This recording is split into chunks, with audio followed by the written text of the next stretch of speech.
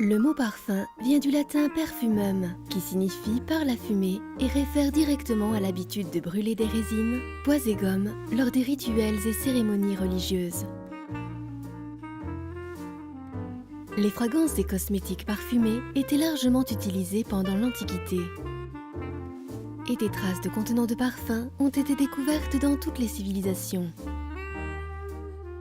Le commerce avec le Moyen-Orient et l'Asie, pendant le Moyen-Âge, a permis à l'Europe de découvrir de nouvelles odeurs et épices. Le milieu du XVIe siècle a vu l'établissement de la ville de Grasse en tant que capitale mondiale du parfum.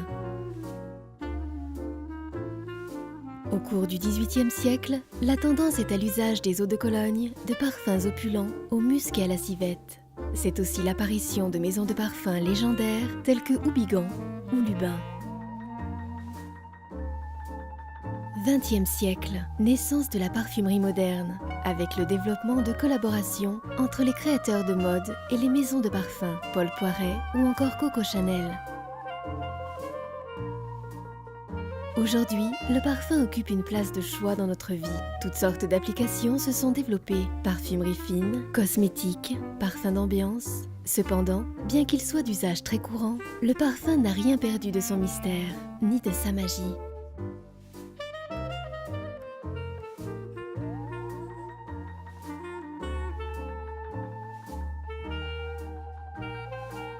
Basé à Grasse, le berceau de la parfumerie, Expression Parfumée est un expert dans ce domaine depuis plus de 30 ans, avec plus de 100 000 références déjà créées. Situé dans un terroir de senteurs, le jardin d'Expression Parfumée reflète les immenses possibilités offertes à leurs parfumeurs de s'inspirer de la nature. Ils sont d'ailleurs l'une des premières sociétés à proposer des compositions basées sur des matières premières 100% d'origine naturelle.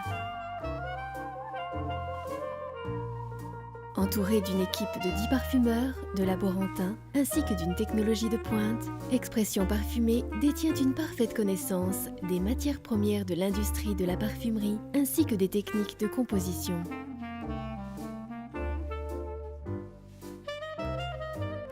Comment donc passer à côté d'une telle collaboration? D'autant plus que pour toutes nos créations, nous avons pu nous entourer de Joël Leriot, parfumeur renommé chez Expression Parfumée, mais aussi né de la marque 78 Avenue.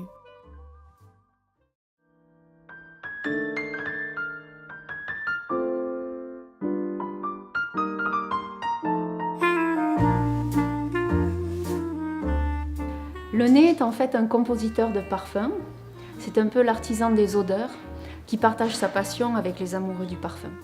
Alors on peut être né par héritage, mais surtout par apprentissage et de manière encore plus importante par vocation.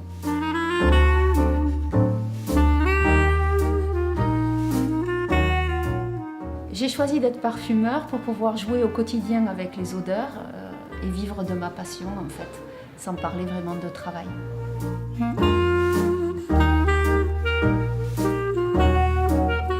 Grasse est la capitale des parfums. C'est le berceau de la parfumerie parce que c'est l'endroit où à l'origine étaient les gantiers qui donc travaillaient le cuir et pour couvrir les odeurs fortes de cuir sont allés aux quatre coins du monde chercher les essences les plus précieuses pour pouvoir parfumer leurs gants. Et le microclimat de Grasse en fait étant tel qu'ils ont pu importer et faire venir les plantes, les bois et les fruits de ces quatre coins du monde pour les produire localement. C'est le cas par exemple de la rose, du jasmin ou encore de la fleur d'oranger, mais qui dans ce cas était locale.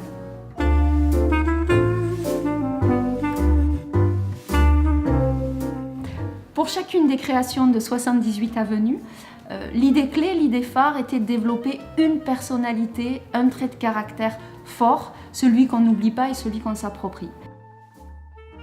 Pour obtenir ce résultat-là, il faut travailler autour de matières premières riches, vraiment de qualité, authentiques et qui permettent d'être associées à certains traits de la personnalité. Dans le cas de Fascinante, c'était plutôt un travail autour du frésia, dans la fraîcheur de tête en fait. C'est une fraîcheur discrète mais qui interpelle sans gêner. La rose qui est au cœur du parfum et la fleur sûrement d'excellence en parfumerie mais la plus fascinante, celle qui dégage le plus de mystère. Et enfin, sur les notes de fond, j'ai plutôt travaillé un accord musqué, parce que le musc est une odeur très difficile à décrire, mais est une rémanence en fait exceptionnelle. D'où l'esprit « on ne m'oublie pas quand on m'a senti ». Et la petite pointe de patchouli qui laisse un sillage éternel. C'est la femme fascinante, mais pour chacune des femmes et des hommes de 78 avenues, ça a été cette même manière de créer, de s'approprier le parfum et de l'interpréter.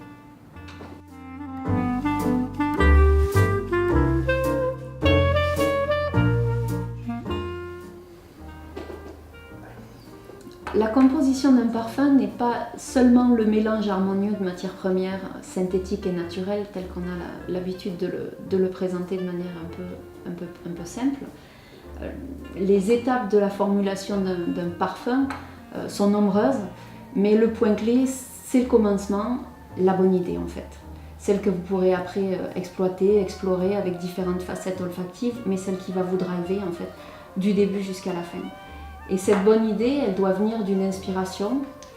C'est très différent, ça peut être la nature, un ami, un objet, une rencontre. C'est très varié, mais ça déclenche en vous des émotions en tant que parfumeur que vous avez envie de transcrire en termes d'odeur et de partager. Le parfumeur compose d'abord avec son esprit.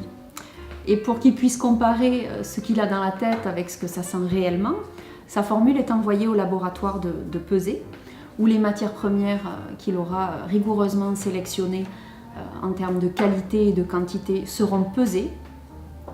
Et il récupérera en fait l'huile de parfum, ici, qu'il pourra évaluer une fois qu'elle sera mise dans un support. Ça peut être une crème ou bien une bougie ou dans l'alcool pour une eau de toilette. Et par évaluation de son parfum, il pourra faire les réajustements nécessaires ou pas pour l'affiner, pour en faire réellement le miroir de ce qu'il avait à l'esprit en réalité. Une fois que cette formule est approuvée, qu'il est satisfait du résultat olfactif, alors elle sera proposée au client, avec qui commencera un dialogue, un échange, pour essayer de se comprendre encore davantage si nécessaire, ou bien d'approuver ensemble ce qui a été fait et qui sera ensuite remis dans les mains de la production pour une échelle plus importante.